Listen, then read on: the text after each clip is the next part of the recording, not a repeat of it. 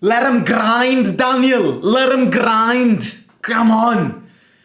We grinded it out. I don't know how this game ended 1-0. I don't know how this game ended 1-0. And it was a very big risk that we did not bury those chances. We had about 5 chances in the first 45 minutes, and we literally weren't able to bury him, and it could have resulted in a problem. Thankfully it didn't. And we end up winning this game. We end up winning a game which could have been more complicated than how it had presented itself. And look, it's a massive win. I don't need to say this. You will realize this yourselves. It's not a massive win only because we keep on winning. The streak continues. You're going to Bilbao with a win in your pocket.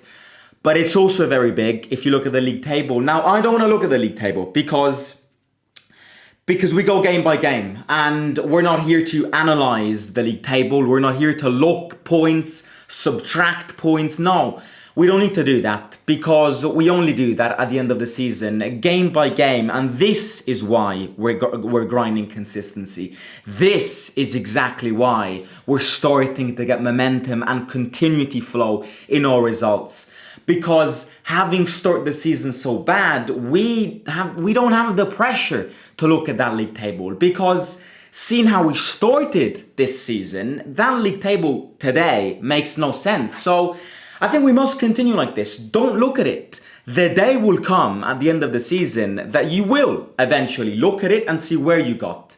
But let's not get carried away by these points, by seeing where we could be if we win more games. No, look, we've got a very complicated calendar starting from the 10th of April. These results are vital results, but these results are also results which need to happen if you do want to climb positions. I'm very, very happy, however, and I'm not going to hide this. And there's no part of me here that wants to ruin the party. We are officially back. We've been back for almost 2 months now. We've been back since the start of the season. That's the truth. We haven't lost a game in 2025 apart from that stupid game in the Netherlands against AZ Alkmaar. That's the only game we lost, and that's a statement, especially for a club like Roma, who normally consistency it gets it and it throws it out of the window. Look, let's analyze the game. Matias Soule today looked like Dybala 2017. Somebody said it in the fan forum, so I stole the quote. It's not mine. We played a good game, but of course we wasted far too many chances that in any other game against a better side you'd probably would have recriminated. Yeah, I think looking at that first half, looking at that lineup, I was actually very surprised because I was expecting more changes. And part of me is glad that we didn't operate for more changes, because God knows what would have happened in this game with all of the chances that we missed if we had gone with more changes. I think the lineup was a changed lineup, of course, but it was actually quite a solid one. I think the solid base was Paredes and Kone starting together. I would never have predicted Kone and Paredes to start together. I would have actually predicted Gurna Duat to start in this game, but yet again he gets 0 minutes. I think if we scored the second one, or even a third one, because that first half could have ended 4-0, then we would have seen him on the pitch. But I think it's smart that we didn't risk it, because the result was a risky result up until the very end. Yes, Empoli did nothing today, and of course we're going to get into their performance as well as our performance. They did absolutely nothing. I don't remember Svelor touch one ball today. They lacked a lot of quality, and let me tell you one thing, if they keep on going like this, they are going to get relegated, because that Empoli side today was tragic. It was absolutely tragic. But going back to that first half, the big surprise, of course, was Saud to start. There were chances of seeing him, as we said yesterday in the match preview. I wouldn't have gone with him. I don't think he played a bad game. I don't think he played a bad game at all, but he didn't. He isn't a fullback which will change you games. That's my point. And I think another 60 minutes prove this to you. He will need time. Again, it's his first season, and I'm not going to discredit him, but he didn't play a bad game. I think Salah Eddin today played worse. I think people say Salah Eddin got the assist. I disagree. I mean, he did. Yes, he did. But that's not an assist. I don't classify that an assist. It is an assist. Of course it is. It's going to be an assist for him. But that's not an assist. I think his performance today was poor. I think he fumbled up quite often in defense today. In fact, if Empoli had scored today, it would have been because of Salah Eddin fumbling up in defense. I think he fumbled up a few chances to open up. He fumbled up a few passes in defense. I don't think he played a good game. But again, he got the assist. I just don't classify those as assists. For me, an assist is something that kind of determines the goal, And as much as it is an assist, I'm not trying to prove the fact that it's not an assist. It is an assist. But to my eyes, I don't classify that as an assist. It's a pass, and then Soule does the magic. Soule does everything by himself and scores a goal. A thunderbolt, a lightning, which changes the game after 22 seconds. Matias Soule basically changed the game. And I should probably say that after 22 seconds, Soule killed Empoli, because conceding a goal after 20 seconds kills you absolutely morally, especially if you're a team with no quality. So, but speaking about Soule here, what a performance. What an absolute performance from Matias Soule. I am in love with how Soule is playing, because if he continues like this, not only will he be a starter in a few years, but if he continues like this, he will come very handy from now until the end of the season. Soule is the product. This Matias Soule is the product of patience. This Matias Soule is the product of patience, hard work, and a manager who believes in him.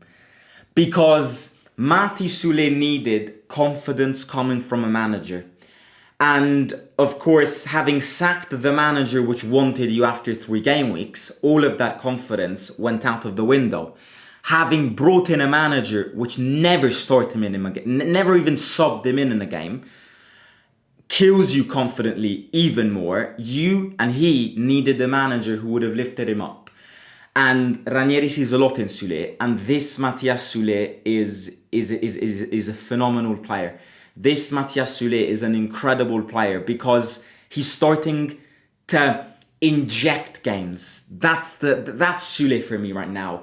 If before he was a player who got subbed in, didn't create many chances because he was always skilling himself around the ball, losing the ball, untangling himself in difficult situations because he always cared about the show performance.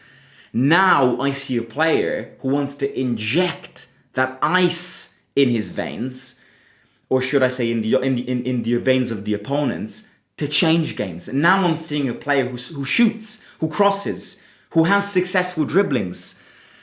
And that's what he needed. That's exactly what we needed, and that's exactly what he needed. So I'm very happy with him.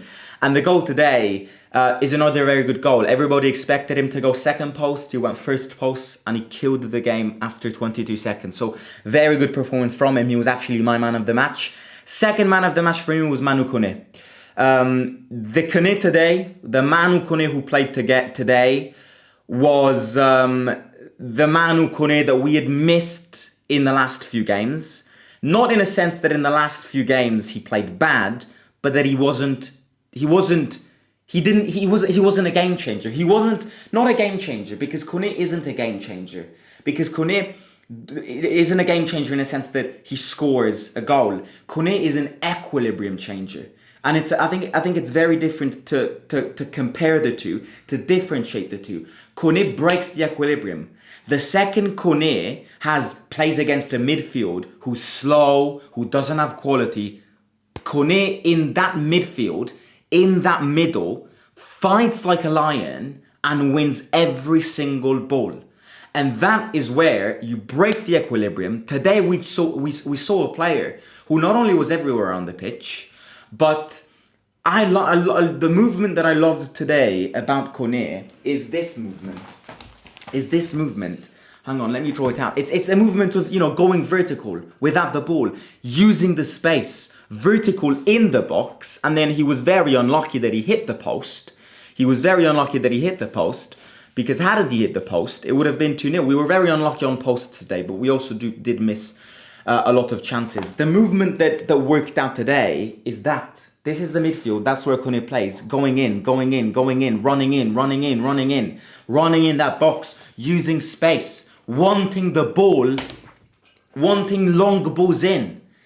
And the second he starts not only combining that fighting as a line in the middle, but also running, using the space, especially against these weak teams, you've got a player who will score more goals. And therefore, from only an equilibrium changer, you will see somebody who will also be a game changer. So my two man of the matches today were Manu Kone and Matias Soule. Very good movements today. I think the Kone's positioning today was prepared very well. Dan Vetster, thank you very much for the $2.79 to be more precise. How to join the fan forum? If you want to join the fan forum, send me your phone number with your country's prefix over at the email in the description down below, and then I'll add you. Maybe not tonight, but I'll add you in the next couple of days. Anybody who wants to join. Chats, debates, news, posts. Yeah, that's what you can find in the fan forum on WhatsApp. So yeah, that's what I loved about Kone today. Just saying a few words on Empoli. Empoli lacked quality. Empoli never attacked in this game. The only good attack that they had was that the only way they were going to score today, let's be real, was if we gifted away a penalty, if we kind of were deconcentrated with those dangerous crosses in the box which bounce about. Wet pitch today was pouring it down with rain, and it kind of bounces weird, and then they score, or it hits a handball and they give the penalty, or an own goal. And in fact, the last second of the game, where Wrench chest backed past the ball to Svilor, how many of our hearts stopped? Not only did I think, initially I thought the ball was going to go in, and then I saw the referee touch his whistle, and I was like, oh my God, he touched it with his hand. How many felt the same? Be honest. I think everyone here did. And that was basically the only big chance that they created. I was actually quite disappointed. I mean, the pundits said that they were missing many players because of injuries. I don't know which players they were missing. They had their best players on the pitch. They had Esposito, Colombo, Gyasi, all on the pitch. So I'm not sure who they were missing. But yeah, I normally saw Empoli more threatening up front. Even in the Coppa Italia, against Juventus, against Fiorentina, a team which fought today very, very bad. And in fact, they're lucky that the game ended 1-0, because going back to our analysis, the only ... from this match is the fact that we didn't end it. It's exactly that. It's the fact that we didn't close it, and it's not good. I mean, it is good. We got the 3 points home. I'm not complaining. A massive 3 points. But would we have gotten 3 points today with all of those wasted chances against a better team, with a better layout, with better players? I don't know. I mean, not that we conceded a lot today, but that also was due to the fact that Empoli were quite poor. So this is something that Roma always have. It's not something new. It's something that we've always seemed to carry with us. This inability of... The inability of winning 7-0 in a game. I'm not that I want us to win 7-0 every time. I couldn't care less if we win 1-0 or 7-0. But how many times do we win 4-0?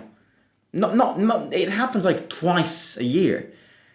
Other teams do it more often, and it's this inability of killing the game and therefore exploiting your chances. We missed 3 chances today, which were... It could have been 4-0 after 45 minutes. Of course, the biggest one is the Shimurodov one with the crossbar. There was no need to blast that. Just touch it and it would have been 2-0. And Kone hitting the post. Again, there's not much that he could have done. Of course, he could have done a bit better, but that's another chance. Shimurodov's free header was another chance. Yeah, we missed a lot of chances, but it is what it is. We got 3 points like this, and I would not change absolutely anything, because winning today gives you that flow going into Thursday's game. Oh my days. Very nervous, but also very excited. What is Athletic Bilbao doing? Because they are playing right now. 1-1 at home against Mallorca. So there you go. Did they start their best players? Let's check. Well, they started Nico Williams. They started Unai Simon. They started everyone apart from Iñaki Williams. And Sunset didn't get a call-up today, which is interesting. So, will he play on Thursday? I'm not sure. Anyways, Athletic Bilbao is drawing 1-1 against Mallorca. So, is that good news? Not that we care. Maybe it can kill a bit of their momentum. Unlike us, who are grinding momentum. And the surprising thing here is that, who would have ever thought Roma to be this, what do you call it? To be this consistent. Who would have said? Nobody would have said.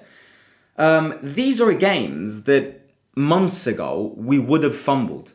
In fact, these are games that even last year, in between a crucial European tie, we would have fumbled. But we won. We're adding 3 points. And we're not letting go of the bone. We're like the dog. We're not letting go of the bone. We started very bad, but you're sending messages to your opponents. Bologna won today, of course, but Fiorentina lost. So not only did you surpass Milan, but you also surpassed Fiorentina. And at time of speaking, you were 7th. And this morning, you were 9th. So you're catching up with the points of your opponents. Now you're getting closer to Bologna and Lazio. Hopefully Juventus don't win today, because remember, we still are playing Juventus at home. And if Juventus don't win today, we'd go 6 points behind them. And next weekend, we're playing Cagliari at home and they're playing Fiorentina away. So we're narrowing the gap, something that I never thought would have been possible ages ago, months ago. I never thought that we were actually, able to do it. Ranieri is working magic. I've said it many times. And in order to conclude this stream, I think I mentioned this yesterday, but seeing the lineup today, I think it's very on point. One of the recipes for Claudio Ranieri is involving everyone. The fact that Saud played today, nobody predicted. And it's this idea of making everyone part of this team, making everyone part of the project, which is, on the other hand, what Juric completely did not do. Because Juric insisted on the same 11 players, not starting Hummels, not starting Kone, not starting, Paredes, and starting Angelino in a back three. I mean, the damage that he did is unmatched, but one of the things that Ranieri is doing very well is involving everyone and making everyone part of this miraculous comeback, climbing positions in the league. So, yeah, look, we've got a big week ahead, a very big week ahead. I'm very ready for it. I'm very ready for it because Thursday is a game that I thank God we've got quite a few days to prepare for it because Thursday is going to be so complicated. We'll have time to speak about the game, of course, so don't worry.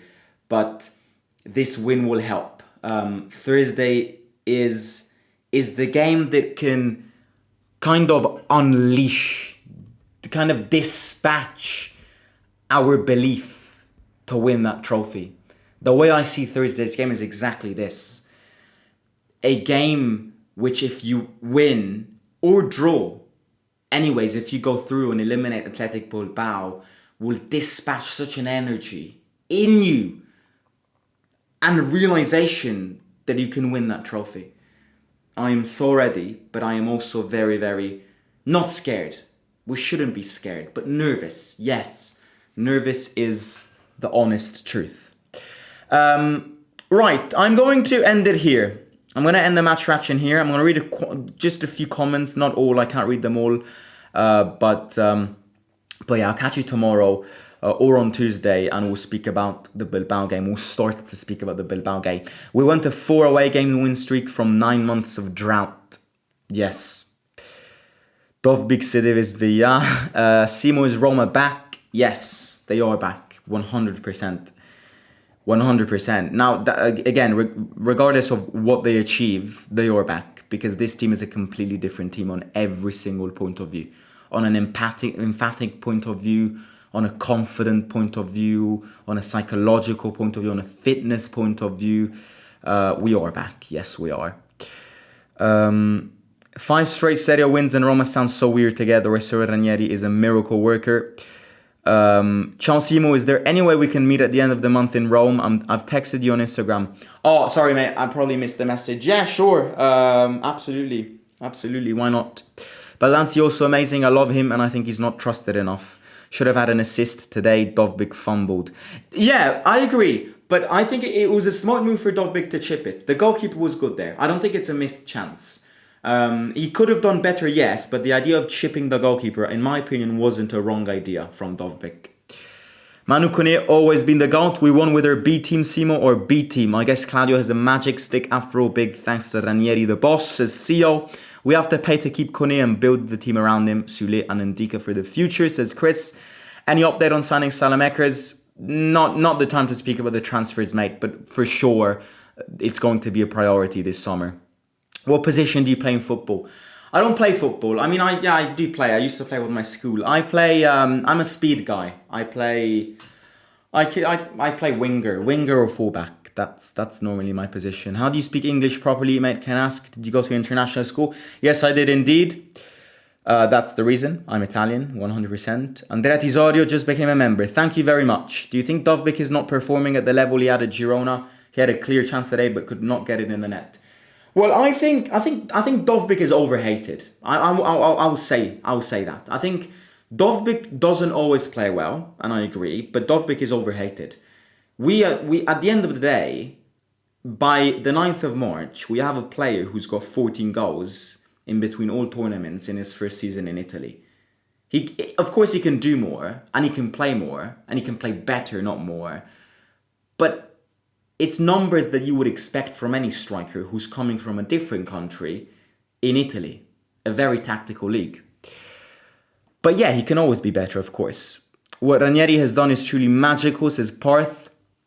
Oh my God, I'm sweating. I'm starting to sweat.